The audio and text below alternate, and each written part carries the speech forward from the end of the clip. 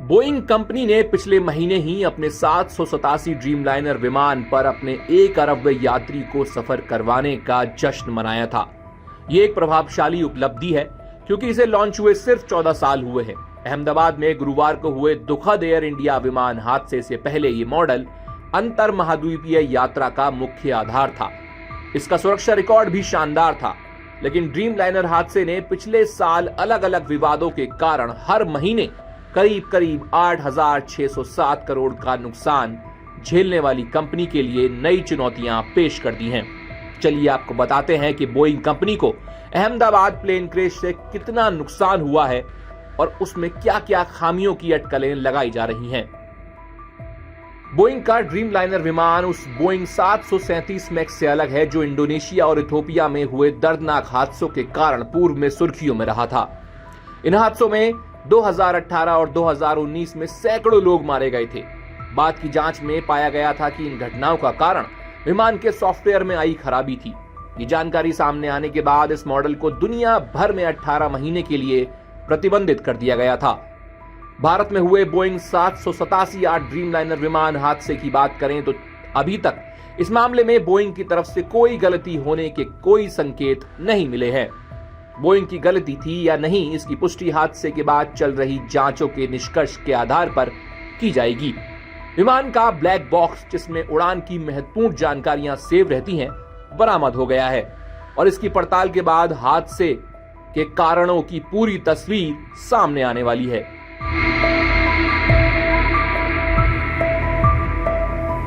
अहमदाबाद में हुई दुर्घटना के कारणों के बारे में अलग अलग अटकलें लग रही हैं, लेकिन विमानन उद्योग से जुड़े विशेषज्ञ मानते हैं कि आजकल निर्माता की गलती के कारण घातक दुर्घटना होना दुर्लभ है।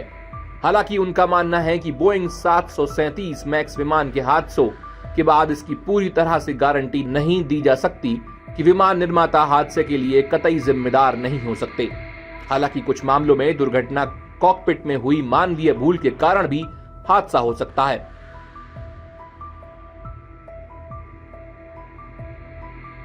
फिलहाल विमानन उद्योग की बात करें तो ये एक बात तय है कि जब आप वाणिज्यिक उड़ान भरते हैं तो आप लगभग हमेशा या तो बोइंग या एयरबस मॉडल के विमान का ही इस्तेमाल करते हैं, क्योंकि पूरे विमान निर्माण उद्योग पर इन्हीं दो कंपनियों का प्रभावी रूप से दबदबा है।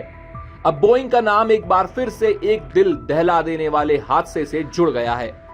हादसे के बाद बोइंग के मुख्य कार्यकारी कैली ऑल्डबर्ग ने कंपनी की ओर से उड़ान के यात्रियों और चालक दल के प्रियजनों के प्रति गहरी संवेदना व्यक्त की है।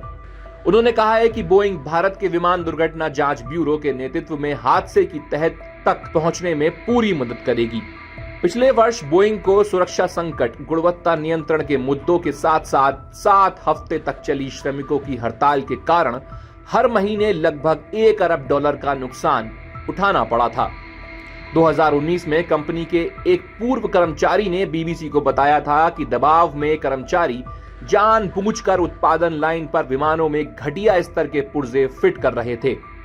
उसके बाद जॉन बर्नेट नाम के उस कर्मचारी ने, जिन्होंने बोइंग में 30 से अधिक वर्षों तक क्वालिटी कंट्रोल मैनेजर के रूप में काम किया था, ने पिछले साल मार्च में आत्महत्या कर ली थी। बोइंग ने अपने पूर्व कर्मचारियों के दावों का हमेशा खंडन ही किया है।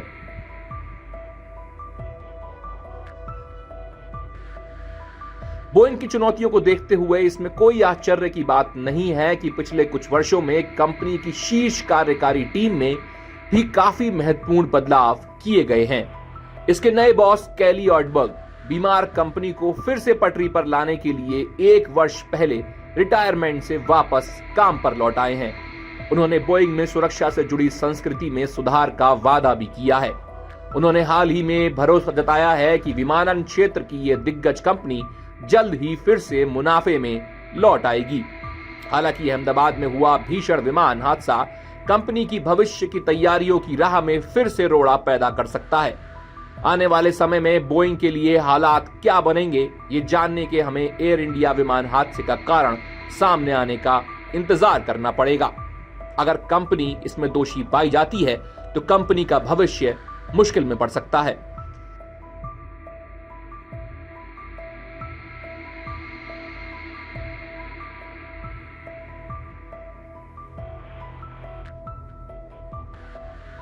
अगर आप ये वीडियो YouTube पर देख रहे हैं तो हमारे चैनल को सब्सक्राइब करें और बेल आइकन को दबाना ना भूलें। अगर आप Facebook पर ये वीडियो देख रहे हैं तो हमारे पेज को लाइक करें।